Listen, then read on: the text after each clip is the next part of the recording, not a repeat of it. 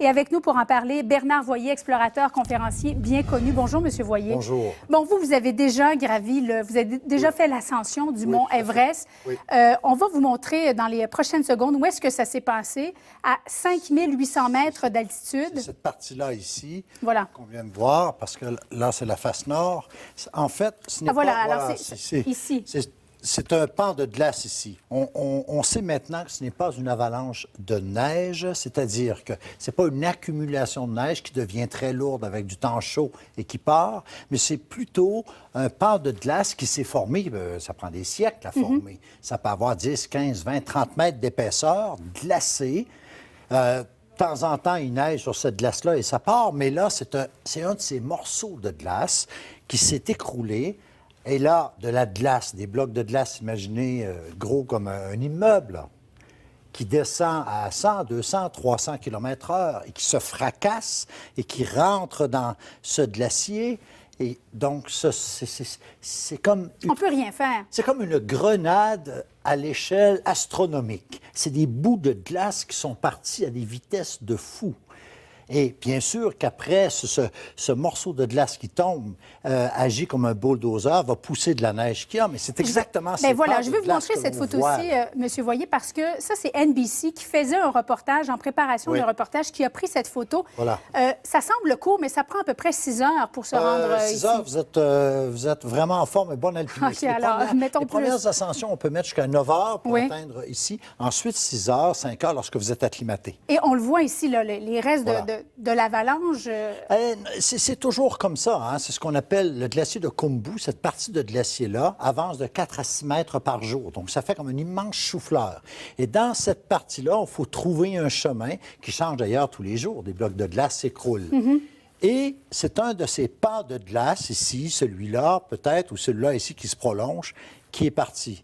Qui a décroché du flanc de la montagne et qui est venu exactement fracasser tout sur son passage dans la route qu'empruntent les alpinistes vers le camp 1. Ce sont des guides qui étaient là. Est-ce que ça vous étonne que ce soit des guides qui se soient fait surprendre par une avalanche? C'est pas étonnant du tout. Ils sont très vigilants. Ce sont les meilleurs alpinistes du monde. Cette équipe-là, je les appelle, moi, les ouvriers de l'Everest. C'est eux qui vont préparer à installer des cordes et des échelles pour que l'ensemble des alpinistes, ainsi que d'autres Sherpas, puissent accéder.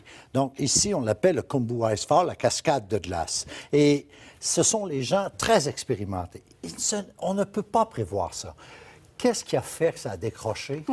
Une vibration dans la montagne? Vous savez, il peut y avoir... Bien, justement, ça, c'est une autre avalanche qui est survenue en 2011, Bernard Voyer. Ça survient d'une seconde à une autre. Il n'y a pas moyen de prévoir quelquefois, une telle tragédie. Lorsque c'est une avalanche de neige, certaines avalanches de neige sont prévisibles. C'est-à-dire, s'il a neigé beaucoup, comme ici, par exemple, s'il tombe 30, 40, 50 cm de neige, il fait assez froid, et le lendemain, on a des températures positives ou un vent chaud, la neige va passer de 7-8 kg le mètre cube à 50 kg le mètre cube. Très, très humide, très lourde. Elle va déclencher. Ou d'autres occasions, lorsque la neige est en strate, et il y a une strate un petit peu plus glacée, la neige supérieure... Est-ce que c'est votre téléphone? La couche supérieure... Ah, bien là, nous sommes en direct. C'est pas tout à fait... C'est pas surprenant. Voilà. La couche supérieure de neige est sur un roulement à billes et elle va décliner, elle va partir, elle partira très rapidement. Donc ça, il y a des conditions de neige qu'on peut prévoir, mais d'autres fois, non, on ne peut pas. Là, une chute comme ça... C'est imprévisible. Glace, bien, ça n'a peut-être pas bougé depuis 100 ans. Alors, il faut vraiment être malchanceux pour que ça survienne. Total, mais c'est le destin.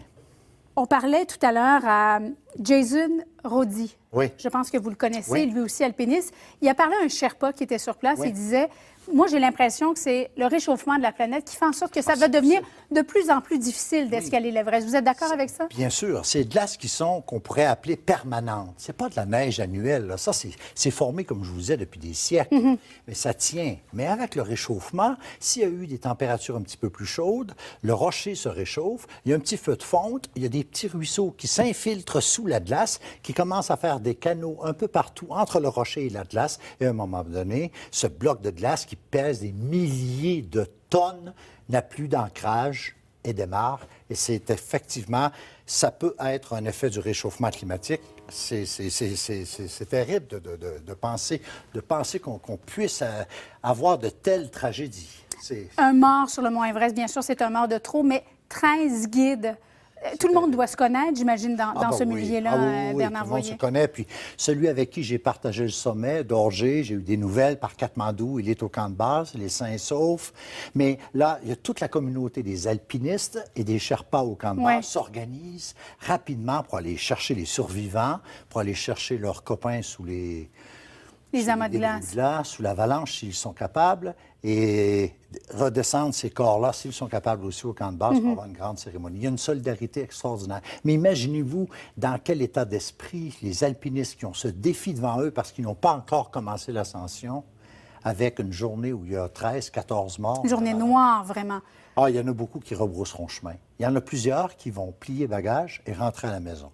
Parce qu'on paye très cher pour monter l'Everest et on veut monter, là. C'est un peu ça à tout prix, là. Dans ces tragédies-là, quelquefois, la peur devient plus grande que l'envie d'accéder au sommet. Hein? Ça brasse, c'est ce genre de perdre des gens qu'on a rencontrés la veille ou la matin même.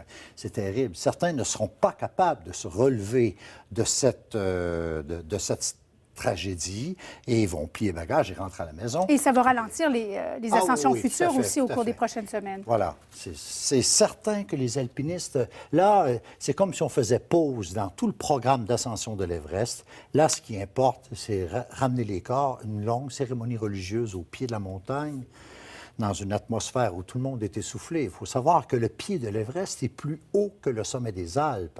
Lorsque vous êtes en bas de l'Everest, vous êtes plus haut que si vous étiez sur le sommet au Mont Blanc.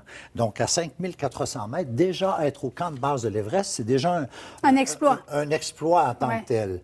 Et là, il faut voir, organiser les secours, monter là-dedans. Et qui sait, la partie de glace qui a démarré, est-ce que ça a pu fragiliser celle du haut?